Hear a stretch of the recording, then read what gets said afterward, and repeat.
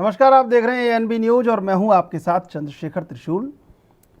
आगामी विधानसभा चुनाव को लेकर सभी राजनीतिक दल जहां तैयारियों में जुटे हैं, तो वहीं 2022 के महासंग्राम की राह आसान बनाने के लिए यात्राओं के जरिए स्थानीय लोगों को लुभाने की कोशिशें भी हो रही हैं। दरअसल जहां एक तरफ बीजेपी की ओर से राज्य भर में जन आशीर्वाद यात्राएं, सैनिक सम्मान यात्रा, महाजन संपर्क अभियान और राज्य के हर घर को बीजेपी से जोड़ने के लिए घर घर भाजपा, हर घर भाजपा जैसे कार्यक्रम किए जा रहे हैं, तो वहीं कांग्रेस भी अपने अनेकों कार्यक्रमों के जरिए जनता के बीच जाने के लिए इस महीने से गांव रात्रि प्रवास कर लोगों को बीजेपी सरकार की नाकामियों के बारे में बताने के साथ ही तीसरे चरण की परिवर्तन यात्रा की शुरुआत की तैयारियां भी कर रही है। यही नहीं, दिसंबर माह में संविधान बचाओ अभियान कार्यक्रम की तैयारियां भी कांग्रेस की ओर से की जा रही हैं। वहीं दोनों दलों के अलावा आम आदमी पार्टी ने भी रोजगार गारंटी योजना यात्रा से राज्य के युवाओं को रोजगार देने की बात कर दी है। लेकिन अब ये देखना होगा कि चुनाव आते आते ये यात्राएं कितना परवान चढ़ती हैं।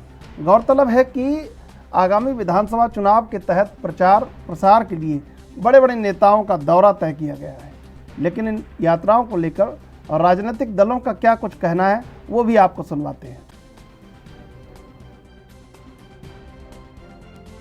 दुनिया का सबसे बड़ा राजनीतिक संगठन है और लगातार अपने कार्यकर्ताओं को, क्षेत्र के लोगों से उन भावनाओं को जोड़ते हुए जो विचार है हम लोग आगे बढ़ते हैं। चाहे हमारी आशीर्वाद यात्रा रही हो पहले वक्त में, जिसे हमने दूरस्थ इलाकों में आशीर्वाद के रूप में कि जनता का हमें आशीर्वाद मिला है, और आगे 2022 के लिए भी हमें जनता का आशीर्वाद मिल रहा है। हमने यात्राओं को किया जिसमें माननीय मंत्री, केंद्रीय राज्य मंत्री अजय भट्ट जी का स्वागत समारोह भी हुआ, और हमने देखा वो भव्य दिव्य तरीके से लोग जो उमड़ के आए, वो यात्राएं इतनी भव्य हुई कि हमारे कार्यकर्ताओं का जोश देखते ही बन रहा था।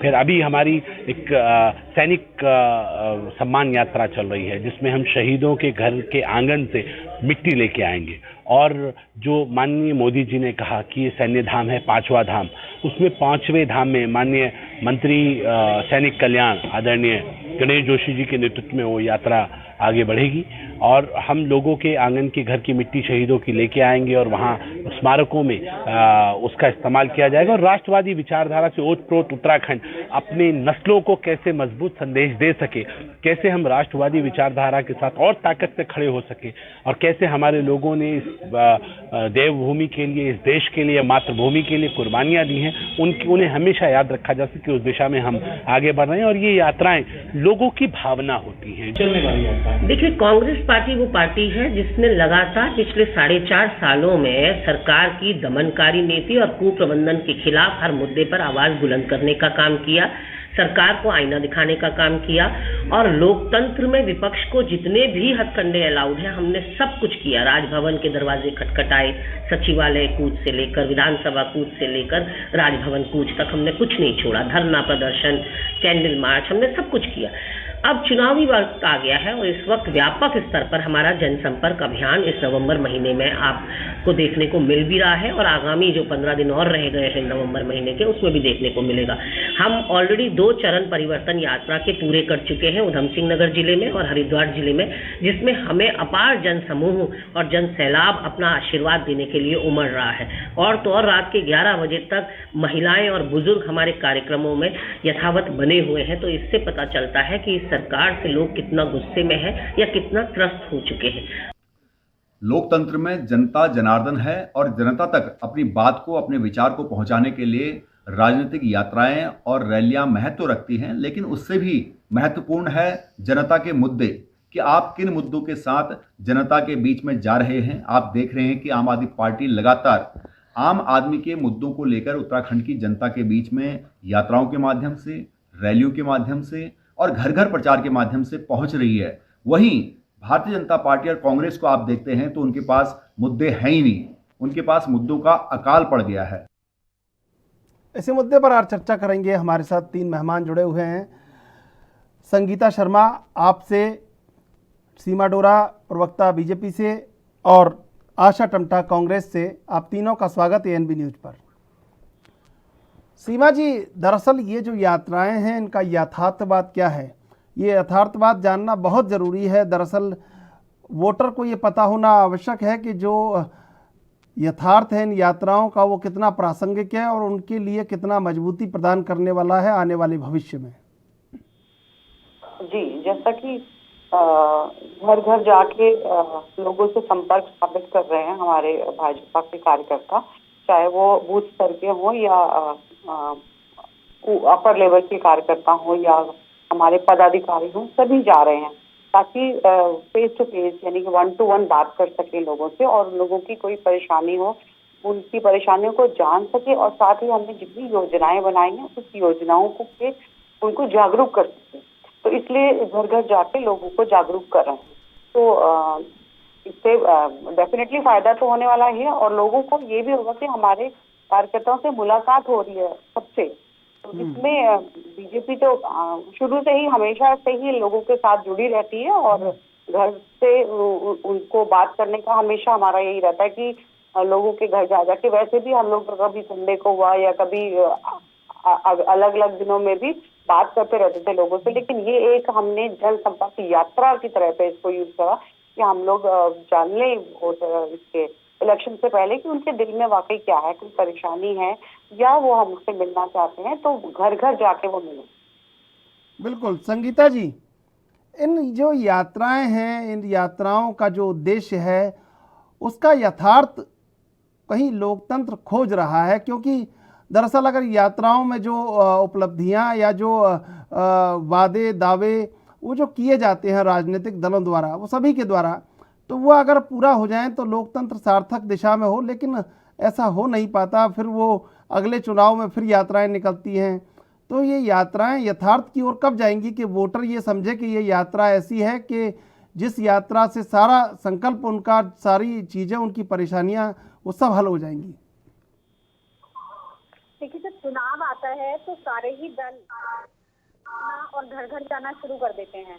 बड़े बड़े नेताओं की रैलियां भी शुरू हो जाती हैं, लेकिन यथार्थ ये है कि जब हम चुनाव में जाते हैं तब तो हम बड़े बड़े वादे करते हैं, लेकिन और वो वादे पूरे नहीं होते। उत्तराखंड में भी 20 सालों में जब दोनों पार्टियां रही, तो अगर हम इनका चुनावी घोषणा पत्र उठा करके देखें तो 4.5 साल पहले बीजेपी ने जो घोषणा पत्र में लिखा था वो अभी पूरा नहीं हुआ है। और 4.5 साल में उत्तराखंड में सिर्फ मुख्यमंत्री बदलने का काम किया, बड़ी बड़ी घोषणाएं करने का काम किया, यही हुआ है। और बेरोजगारी में तो हम बहुत पीछे, मतलब सबसे ज्यादा आगे निकल चुके हैं भारत में, उत्तराखंड की अगर हम बेरोजगारी की बात करें।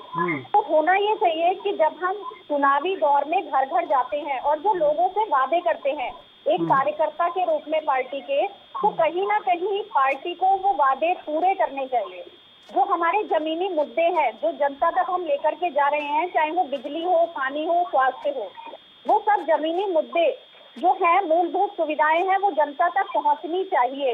ये नहीं कि हम एक मेंढक की भांति चुनावी दौर में तो घर से बाहर निकले और उसके बाद भूल जाते हैं नेता। उस समय तो हाथ भी जोड़ेंगे, पैर भी छुएंगे, सब करेंगे और बाद में शक्ल दिखाने नहीं आते हैं कि भाई जनता परेशान है या क्या हो रहा है। तो जब ये चीजें कहीं ना कहीं खत्म होंगी तभी जनता जो चाहती है या जो उसकी मूलभूत सुविधाएं हैं वो उस तक मुहैया हो पाएंगी। और आम आदमी पार्टी एक ऐसी पार्टी है जिसने ये बोला था कि अगर हमने काम किया है तो आप हमें अगली बार वोट दीजिएगा। तो ये आज तक के इतिहास में किसी पार्टी में ये बोलने की हिम्मत ही नहीं हुई है कि अगर हमने काम किया है तो हमें वोट दीजिएगा, वरना हमें अब इस बार मत लेके आइएगा। लेकिन आम आदमी पार्टी ने क्योंकि काम किया, जो आम आदमी पार्टी बोलती है वो करती है। और आज भी उत्तराखंड में जो कर्नल कोठियाल जी की यात्राएं निकल रही हैं या जो अभी हमारे भगवत मान जी 15 से 17 तक आएंगे किसान यात्रा के लिए, तो जो भी वादे आम आदमी पार्टी उत्तराखंड में कर रही है, अरविंद जी आए, उन्होंने जो घोषणाएं की, चाहे वो बिजली को लेकर के हो या रोजगार को लेकर के हो,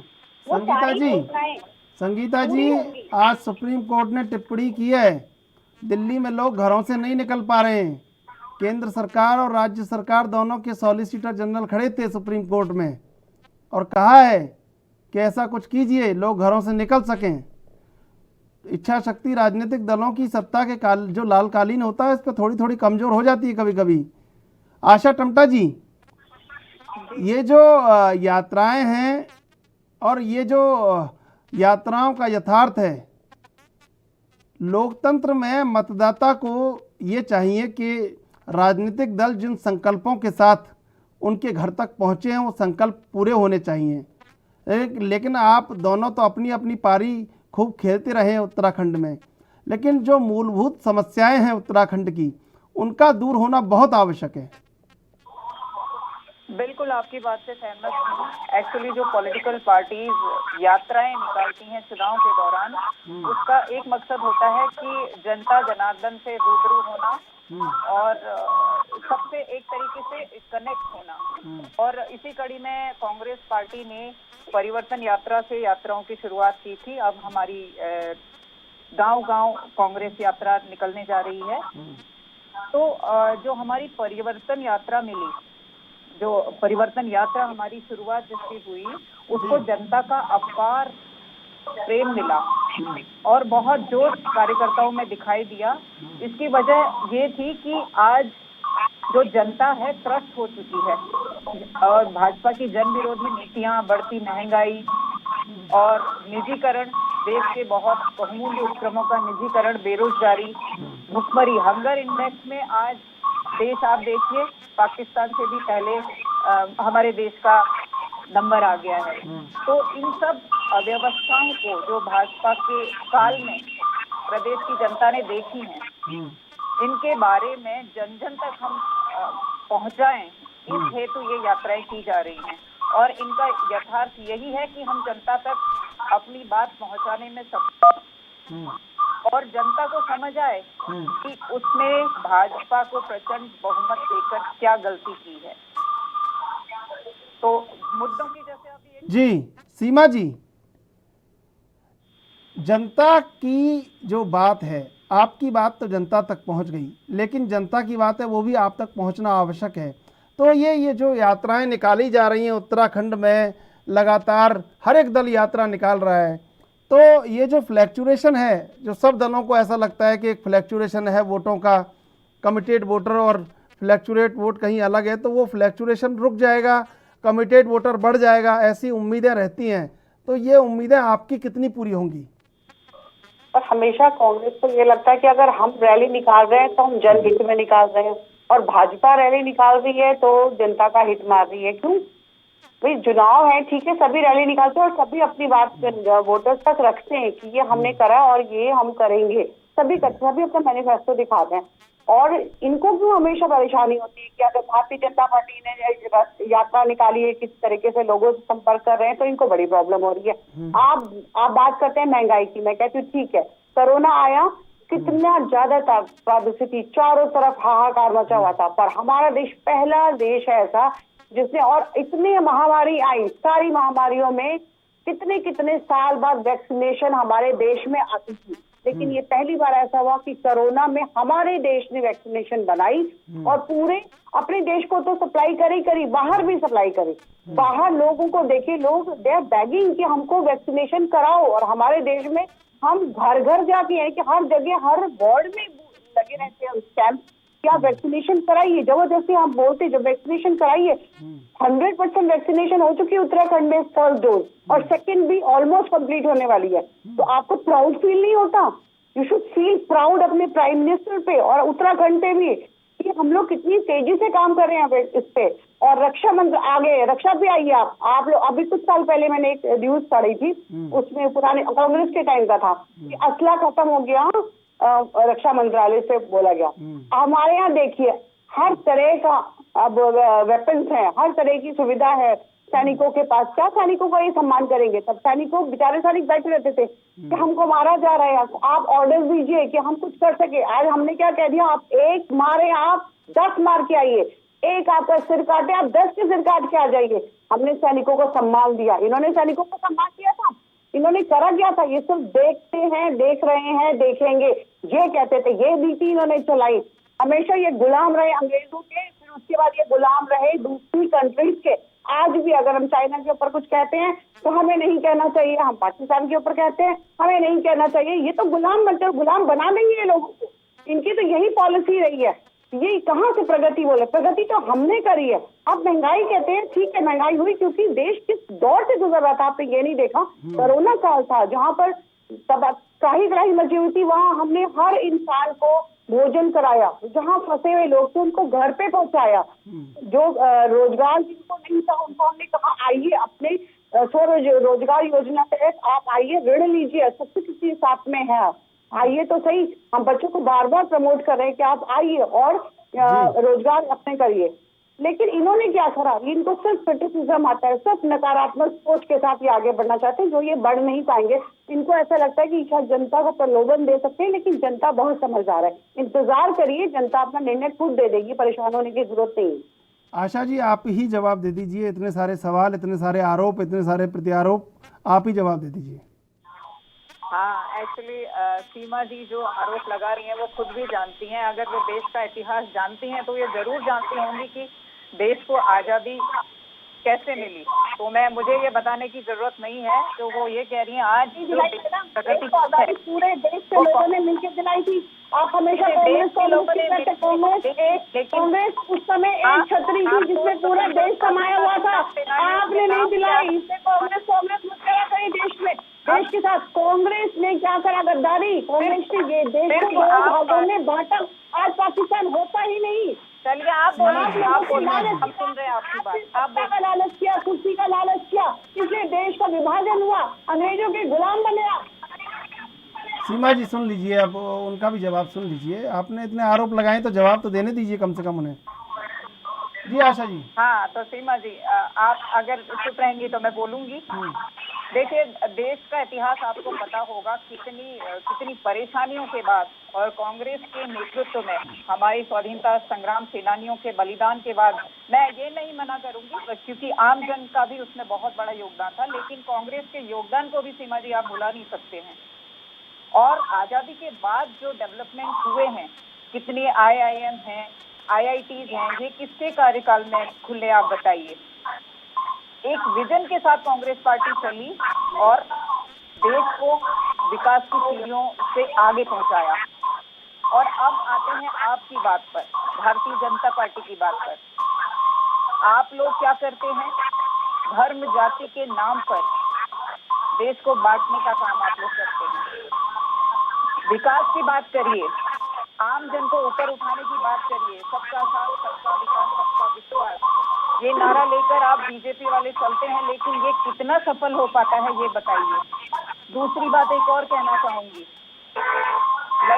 बेटी बचाइए, बेटी पढ़ाइए, बेटी बचाइए, ये नारा आपका है, लेकिन बेटियों के साथ क्या कुछ हो रहा है ये आपसे छुपा नहीं होगा। महिलाएं आप जानती होंगी कैसी कैसी घटनाएं हुई हैं, क्या कुछ भी इसमें कोई स्टेटमेंट आपके जिम्मेदार नेताओं की? बिल्कुल बिल्कुल। संगीता जी, ये जो सीमा जी ने कहा, जो बीजेपी ने कहा, आप इससे कितना इत्तेफाक रखती हैं, इससे कितना विरोध है आपका? देखिए, एक दूसरे पे आरोप और प्रत्यारोप लगा करके हम किसी भी चीज का विकास नहीं कर सकते। अगर हमें उत्तराखंड का विकास करना है तो हमें जनता के मूलभूत मुद्दों के बारे में सोचना पड़ेगा, और जो भी पार्टी सरकार में आती है उसकी ये जिम्मेदारी है कि वो जनता के बारे में सोचे और विकास के बारे में सोचे।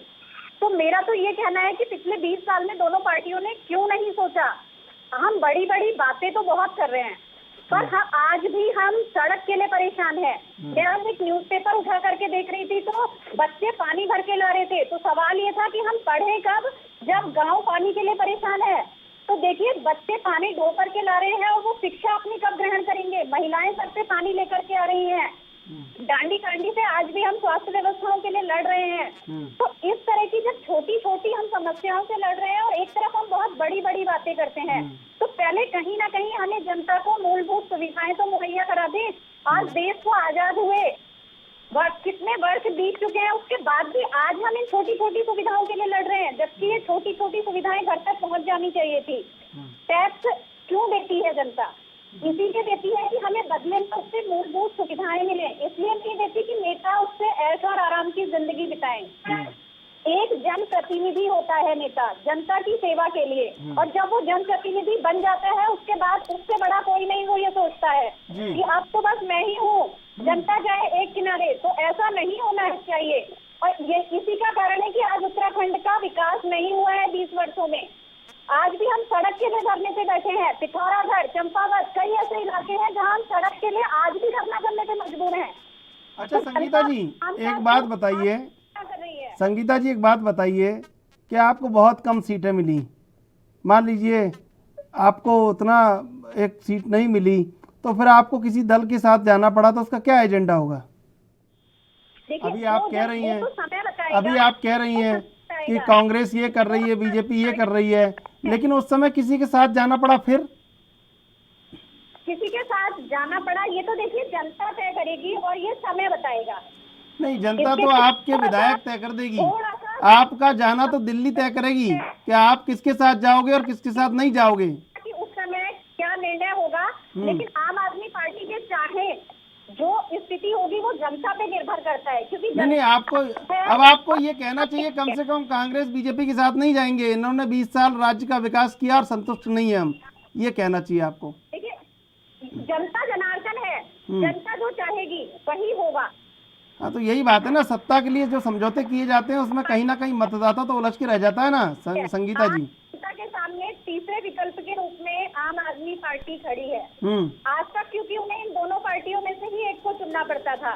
और ये जो 5 साल वाला फ्रेंडली गेम एक होता था वो अब कहीं ना कहीं खत्म होने की नौबत आएगी। जनता को एक विकल्प दिख तो रहा है सामने, तो जनता अपना फैसला स्वयं नहीं, तो वही तो पूछ रहे हैं संगीता जी, उन्होंने विकास नहीं किया या एक ऐसी पार्टी को चुनना है जिनके पास एक मॉडल है और जो जो कहते हैं वो करते हैं। संगीता जी यही पूछ रहे हैं आपसे कि विधायक कम आए और आपको ये ऑप्शन मिला कि 2.5 साल आप मुख्यमंत्री बना लो, 2.5 साल हम बना लें, तो आप किसी के साथ चले गए, तो फिर जब जनता ये मुस्कुराने लग गई, आप प्रसन्न हो गई, आपको तो लगा कि बना मुख्यमंत्री अभी बना। सीमा जी नहीं, ऐसा नहीं होता कि मुख्यमंत्री अब बना, ये जनता देखेगी कि जनता को क्या करना है, क्योंकि देखिए जो भी जनता फैसला करेगी उसी के अनुसार आगे का विकास होगा, उसी के अनुसार उत्तराखंड को आगे मिलेगा। कि वो ऐसी सरकार चाहती है जो अपने मुख्यमंत्री बदलते रहे, या वो एक ऐसी सरकार चाहती है जो स्टिंग करते रहे, या फिर जनता एक ऐसी सरकार चाहती है जो विकास की बात करे, मुद्दों की बात करे और काम की राजनीति करे। ये अब जनता के ऊपर है कि जनता क्या सोचती है, कि उसे स्टिंग का खेल देखना है या फिर मुख्यमंत्री बदलने का।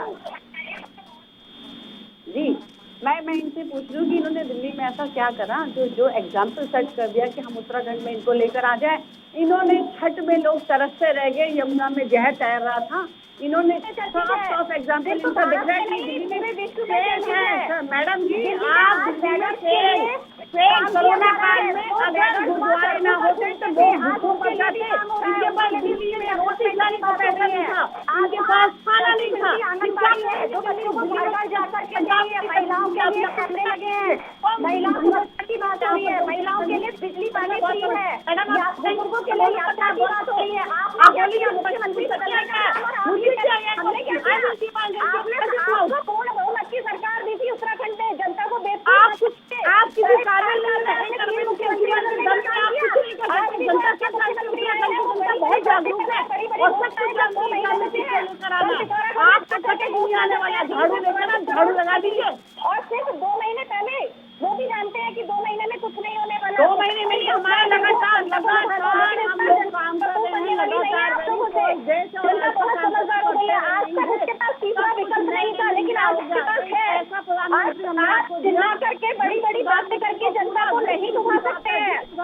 आपको पूर्ण बहुमत की सरकार दी थी यहाँ, क्या हाल कर दिया आपने 20 साल में उत्तराखंड का? बेरोजगारी को इस स्तर पे पहुंचा दिया। आज हमारा युवा सड़कों पर बैठने के लिए मजबूर है। स्वास्थ्य की ऐसी व्यवस्था है कि पता है मैंने सड़कों पर मरने के लिए मजबूर है। और आप बात करते हैं कि उत्तराखंड का विकास किया है। दोनों पार्टियों ने फ्रेंडली गेम खेल करके उत्तराखंड में 20 सालों में बर्बाद कर दिया। मैं छठ में पूजा करा सका, संगीता जी आ गए आप उत्तराखंड में, बुला नहीं है उत्तराखंड से, आपको पता है क्या? ये बताइए जनता बहुत जागरूक है, क्या किया है? सीमा जी संगीता जी कांग्रेस भी है। आशा जी ये जो फाइट है उसमें आप कहाँ खड़े हैं? आपको क्लियर दिख रहा होगा इस फाइट में फायदा हमारा होने वाला है, क्योंकि आम आदमी पार्टी की नेत्री जो अब यहाँ पर आई हुई है बहुत कुछ कह रही हैं, लेकिन ये इलेक्शन से एक साल पहले यहाँ पर एक्टिवेट हुए हैं। अब ये बड़े बड़े दावे और वादे कर रहे हैं, वो सब आप भी देख रहे हैं, जनता भी देख रही है। देखिए कांग्रेस को ये बहुत दिल्ली में भी था, कांग्रेस का तो दिल्ली में सुपना ही साफ कर दिया, कांग्रेस का नामो निशान मिटा दिया है दिल्ली में। ये ड्रामा दिल्ली में भी था, उत्तराखंड में भी है।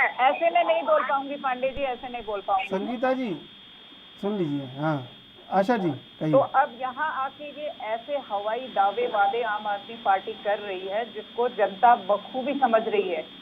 ये सिर्फ एक अपना यहाँ पर पॉलिटिकल शुरुआत करने आए हैं, जो ये शुरुआत भी मुझे लगता है नहीं कर पाएंगे। दूसरी तरफ बात रही भारतीय जनता पार्टी की, तो भारतीय जनता पार्टी का विकास तो देख लिया जनता ने इन 5 सालों में। 5 साल पूरे होने वाले हैं, उसका समय भी पूरा होने वाला है। और कांग्रेस ने जो किया, कांग्रेस के समय का आपको बताती हूँ, एनडी तिवारी जी के समय में जो 5 करोड़ की वार्षिक योजना एक हुआ करती थी, उसको 5000 करोड़ तक एनडी तिवारी जी ने पहुंचाया। विद्युत उत्पादन में हमारा प्रदेश आत्मनिर्भर बना। सिडकुल के बारे में आप लोग जानते हैं, सिडकुल स्थापित करके कितने लोगों को रोजगार दिलवाया। कांग्रेस ने जब भी रूल किया, विजनरी एक अपने विजन को लेके किया। आप हरीश रावत जी के टेन्योर की बात करें तो हरीश रावत जी के टेन्योर में आप धोली जगरिए जो होते थे, ये लेके बौने जितने थे, जितने लोगों की जितनी तरह की पेंशन वो कर सकते थे, उतने लोगों को पेंशन दिलवाई। और वो सारी पेंशन आज बंद कर दी गई है। महिलाओं के लिए कितनी योजनाएं बने हरीश रावत जी के समय में, आपको मालूम है। शिक्षा व्यवस्था में जो कांग्रेस का टेन्योर जो रहा है, उसमें कितने आमूलचूल परिवर्तन हुए। बिल्कुल बिल्कुल। समय समाप्त हो रहा है। सीमा जी, संगीता जी, आशा जी, आप तीनों का बहुत बहुत धन्यवाद डिबेट में जुड़ने के लिए। सवाल सबसे बड़ा यही है कि यात्राएं तो निकाली जा रही हैं, लेकिन लोकतंत्र कितना उन यात्राओं के जरिए मतदाता के दिल तक पहुंचेगा, ये सवाल बाकी है। बहरहाल देश विदेश की ताज़ा तरीन खबरों के लिए आप देखते रहिए एएनबी न्यूज।